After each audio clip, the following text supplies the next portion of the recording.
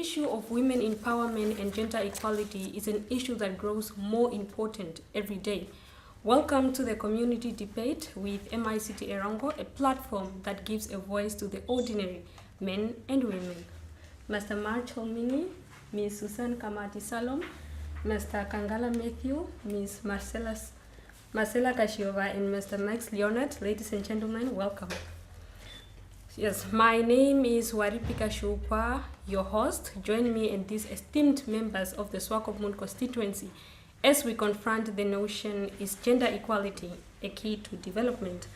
Now, getting right onto it, Ms. Kashiova, what is gender equality in your opinion? In my opinion, gender equality is basically every individual in the society having the same access to everything that society has to offer, be it male and female, equally, not just basically based on their sexes, just that everything is available to everybody at the same time. Okay, thank you very much, Ms. Kamati Salom. Given her definition, why do you believe in gender equality? All right. As an advocate for gender equality, I am someone that believes that everyone, regardless of socio-economic background or ethnicity, religion or educational background, and most importantly gender, should have access to basic things, access to healthcare and equal education opportunities, access to fair and equal wages, access to housing and healthy nutrition. Now, imagine a country whereby women are not allowed to vote, and even worse, not allowed to take part in tertiary education. Should we say that that nation can aim for economic growth and sustainable development? Obviously no. Or imagine you are a parent having daughters and sons. Would you tell your daughters that they are less worth than your sons? Oh. Obviously no. Yeah, okay. And you will send both of them to school. Yeah, we'll get back to that. Okay, Mr. Max Leonard, given everything that she said, reading on your argument, you say that women, you don't believe in gender equality, and women have certain traits that could downgrade the economy. Can you please substantiate your opinion? Okay. First of all, I'm sorry, and I'm very sorry to everyone, but I don't mean to discriminate anybody by gender.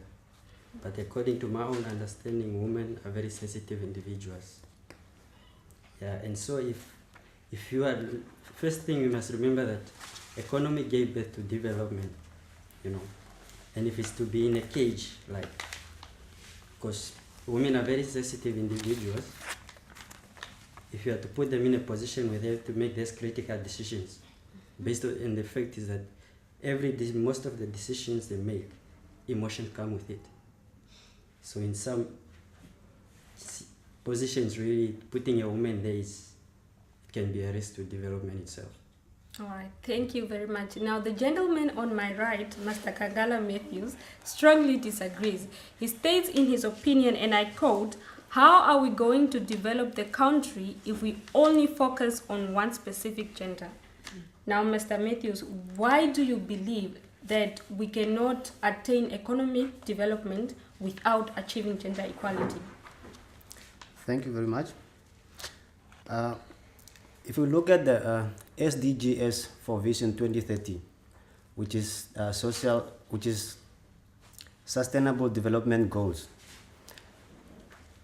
gender equality is a specific standalone goal, which means we can't reach the development if you don't have, if you didn't implement gender equality. Gender equality is closely linked to professional equal opportunity in the following: education, employment, healthy, food, energy, sanitation, and political empowerment. Apart from that, if we didn't implement the gender equality, it also has some effect to other goals. Like I mentioned, sustainable development has 17 goals, if we didn't implement gender equality, it's going to affect other goals, which are equal education, decent work, and poverty as well. So if we didn't give opportunity to women to own the land, which means we didn't give them opportunity to work and provide foods, like most of women are investing in growing crops. Women being sensitive, partly one can agree, but we have to look at that in a positive way, not in a negative way. Women being sensitive or being emotional, as we are being accused of reasoning with emotional, we have hearts for the nation. And that doesn't mean that we are weaker. We are equal to men, and we can bring about the positive contribution to the nation. Okay, Mr. Machalmini, your argument, when I went through it gives weight to what you said. And I quote, you said, if a girl in a village can look after a herd of cattle and sheep in the bush without losing any one of them or without being killed by a lion, she might as well become a veterinarian and do her part to uplift this country from the depth of debt and out of the current low credit rating. Please share your views with us. Okay, I seem to hint here and there that we are all going back, as the councillor said, to the way the things have been done in the past. Like he mentioned something about crops, and here we are again discussing the same thing about sensitivity. All right.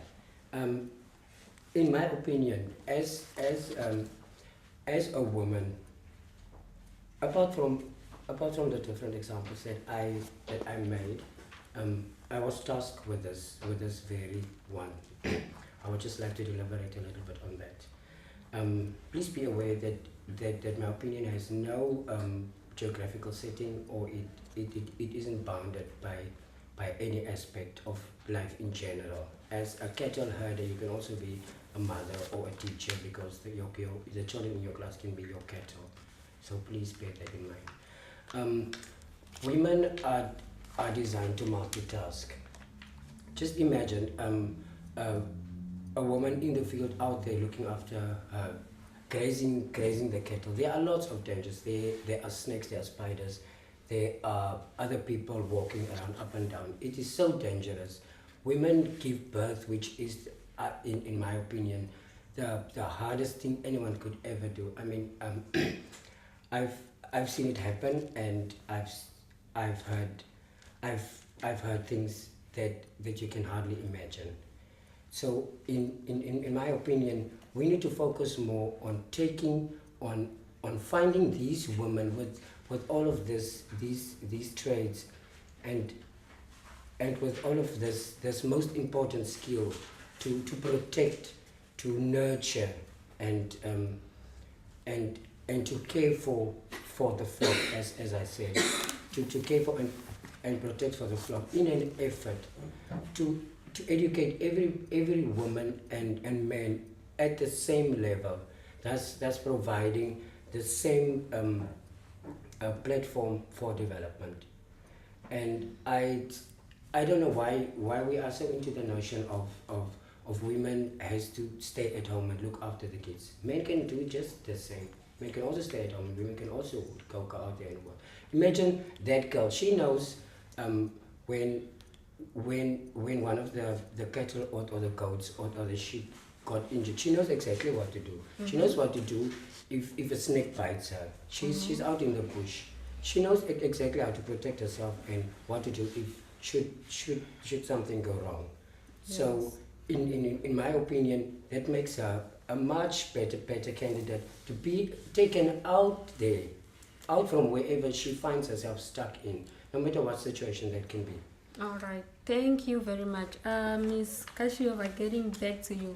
He mentioned that both a woman is capable, if she's capable of looking after the cattle, then she's capable to prosper in any other role that she's given. Now, your argument says that we should focus on competency rather than gender. So does that also mean, can gender equality be attained by focusing on competency rather than gender? Please share your view with us. Okay.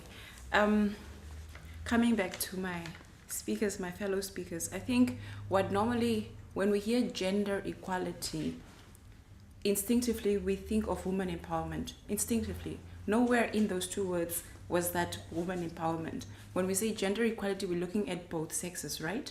And because we come from a background where it's patriarchal, we're coming from the notions of the man rule, or it has always been the culture of men doing things. The minute we hear gender equality, we think, oh wow, one for the girls, which is not always the case. As one of the speakers earlier mentioned that 1 out of every 5, there's 1 man for every 5 women, then what are we saying about gender equality? But that is the statistics that we have in the country, right?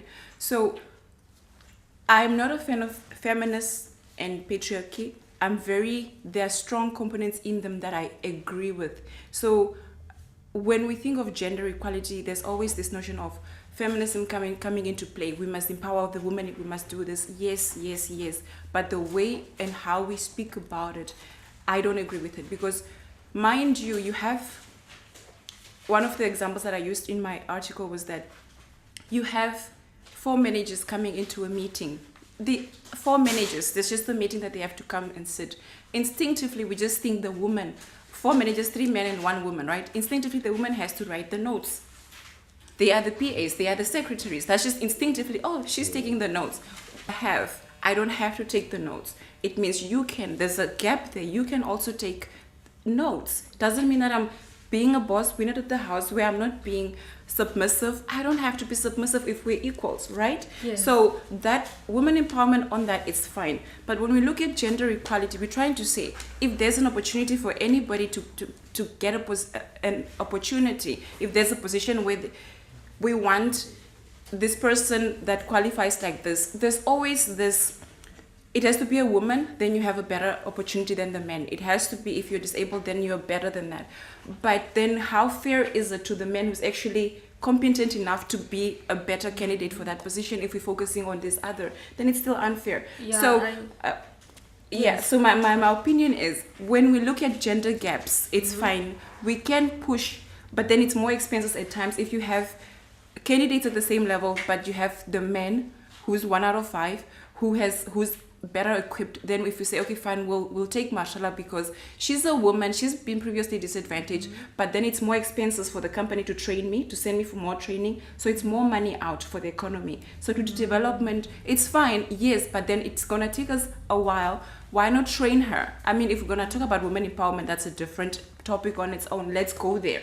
Let's train the lady in the village. Let's train the sensitivity so that we don't have sensitive women out there, but we are sensitive because we have been nurtured in such a way because of our society to actually be in tune with our emotions, and boys are taught now to be sensitive, which is so wrong as well. Now focusing on the issue of education, you're saying if both men and women, they are educated, they apply for a job, they have to be focused on the merits of the education and not the fact that a woman that was previously disadvantaged.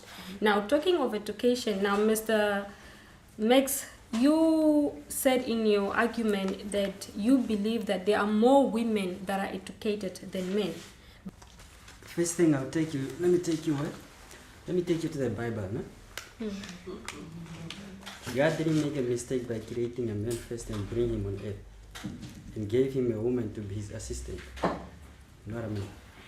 So there are special powers, strength and ability that are in a man that are not in a woman. A man, let me say, there are some certain risks a woman can take. No, especially when you have to make a critical decision that you have to benefit everybody by the end of the day, of which doesn't mean that it's going to happen tomorrow. It's supposed to happen maybe 10 years from now on. But as to what I think, a woman doesn't have that ability to put that emotion aside, to put emotion aside and take the risk for the best of what's gonna come out in a long period of time, you know. Mm-hmm. Yeah. Okay, talking about the Bible and God creating Adam first, let's go back home, because they say charity begins at home, to the marital settings. Ms. Kamati Salom, you have the first-hand experience in this. Why do you think it is important for a husband to participate in household chores, and how does that impact gender equality?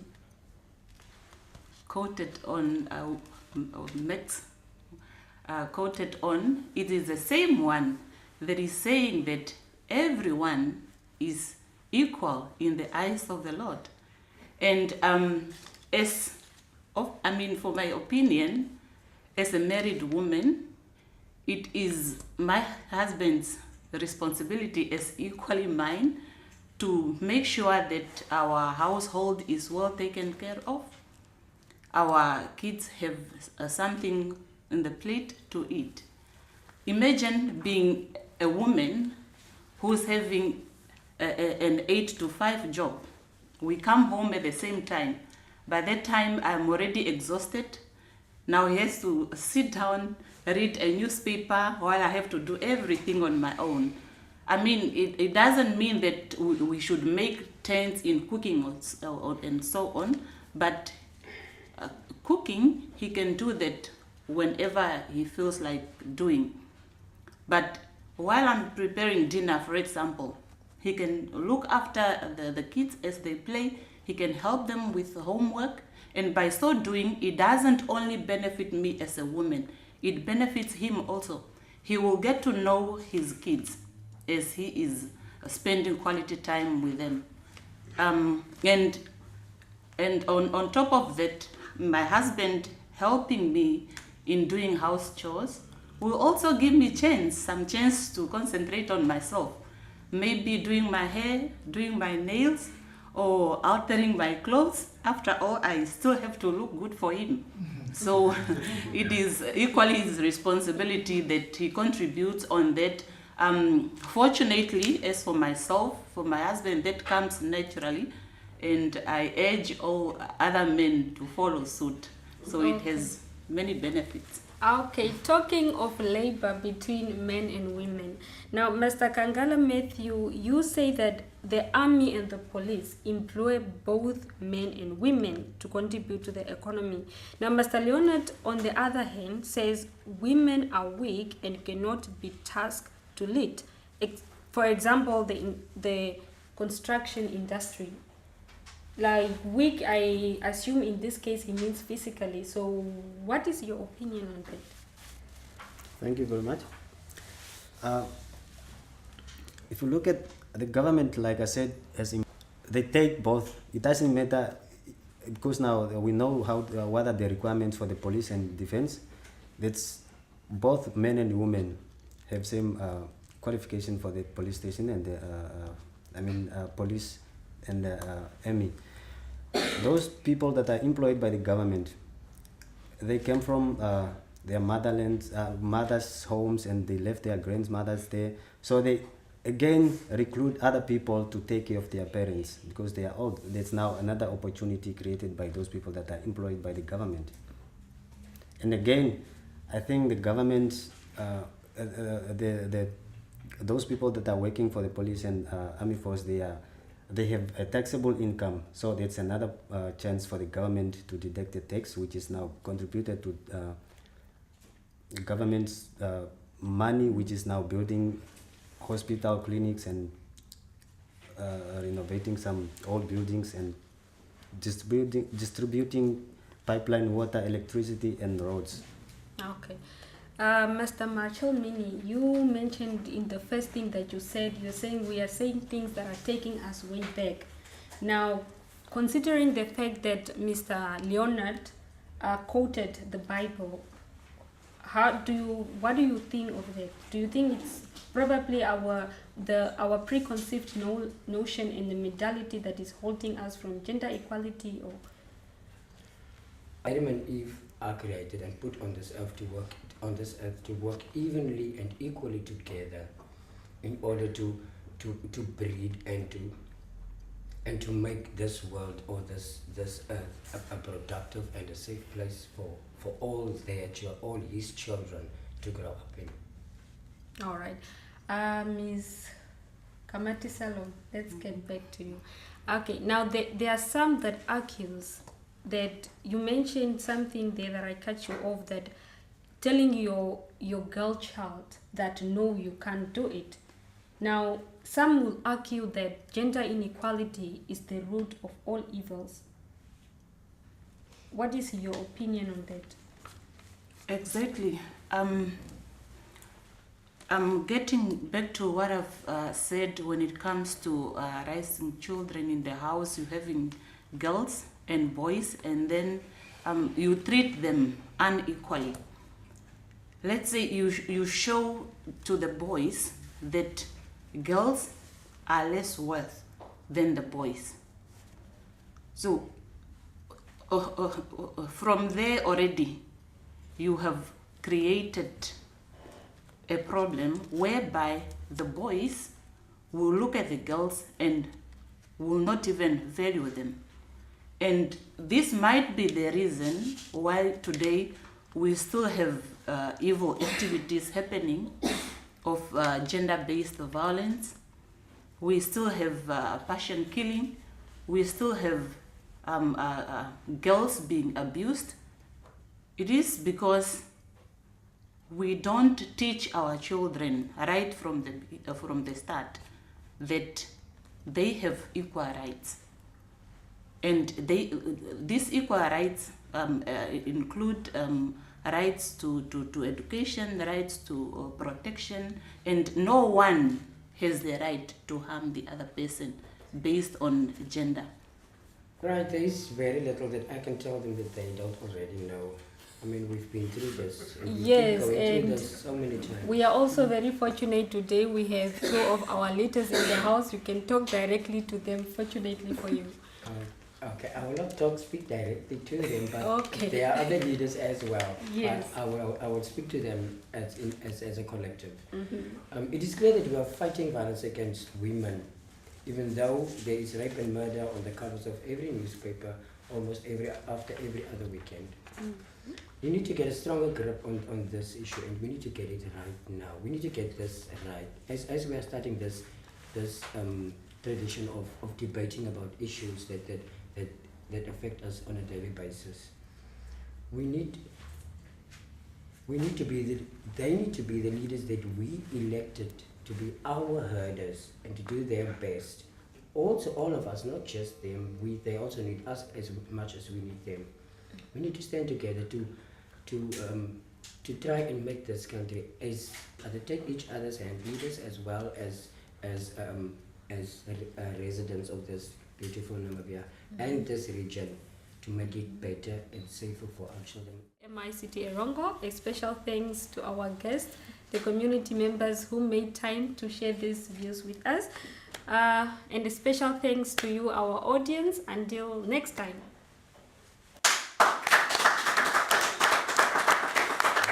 Difference in our sexes that we have.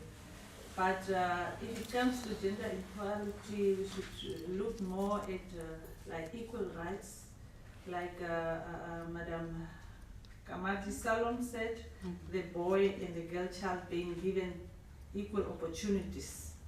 So whenever they grow up, for them to stand up in life, saying that we are equal, we can be equal at the same path, and thinking of when it comes to leadership also, that women also can lead, not only men. Because most of the time, if we go back to the grassroots where we came from, we are always saying that the women is under the men. So, but when it comes to education, when it comes to leadership, just for us, both sexes to be given equal opportunities in order to practice what we believe in. The example given, you got 4 managers coming into a building, and one of them is a woman. By definition, the assumption is the woman must take notes. Now that is what I think I understand is gender equality that we need to talk about, because women empowerment is something else. And moreover, when we speak of equality again, it's for instance, when you go and you're going to interview a CEO for a position, and you look at the panelist that probably has to do an evaluation, 90% of those would be men. By definition, the culture already is discriminating towards the woman. By definition, then again, there is no equal opportunity. So it's basically asking for us to be conscious. And that's why I was saying, whatever you do, look at where we come back from. So the gender equality must be the opportunity, an equal opportunity. So we have to ask which spheres create an equal opportunity for the genders. So we need to dilute the culture we have to say this, because you do it subconsciously. Like if I come in the room and before you know it, I end up taking away the equal opportunity of a woman subconsciously. I don't even realize I'm doing it. That I believe is what's been sought to be achieving here. Yes. Whereas the redress of the injustice of the past of the woman is something else that requires empowerment. That is what they say, the two of us, we are equal on footing. Even maybe my sister can be 10% less. However, because of the impact in society, Kambwesha, you wait a minute and assist. So we need to just not confuse those two. Because first, I believe, even before we start with empowerment, we must first recognize and be conscious of the equal opportunity. What does it do? That is just maybe I want to caution. It was very beautiful, see, loving everything around us. But there are lots of women that really suffer very much. I know men that do not see them as equals. And that makes me very sad that you are a young man and that you don't see how many people, how many women really work very, very hard for little money just to feed their children. And then they don't feed themselves even. I think that is a person, as a person, that is a woman that a strength is much more than a man can do. Because a woman can, like I said, multitask, that can do, but we also are strong and we've got heart, and we are faithful, we believe, and we bring always the family together. If something breaks, we pick it up and then we just move on. So we're strong. People use their emotions. Yeah, we are emotional because we've got heart, we've got tears, not from rivers flowing very much, but still we can do it. If we've got the community right, I work with Matthew Kangala together, and I have seen him progress. A strong family background, for me, being white, we go to high schools and everything, a little more privileged sometimes, but what he does for his family is wonderful, and he doesn't see anything between the genders. Everything is exactly the same, and he will go and help anybody. So I think between the woman and the men, he is strong. All of them. Our youngest children are now older, so we old people, we don't really talk much anymore. But the young, the kiddies coming out of school, they are actually beautiful, beautiful kids. And they're strong women and now them, they get strong, and we will have also women.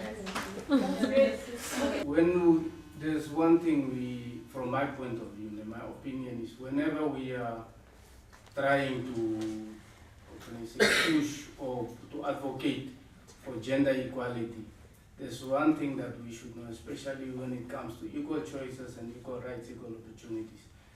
There's the one thing that we should focus on. When we are focusing, when it is to do with less privileged, or previously privileged people, this means that you will have to overlook a certain level of fairness, because when you're talking of someone who cannot afford, for example, let's just talk about the basics, education.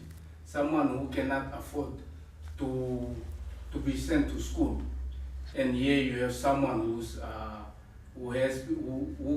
can be sent to school, whose parents can afford. When you advocate for equality, that means that you will have to invest more in the person who cannot afford to, who can't be afforded to be sent to school, compared to the person who can be afforded.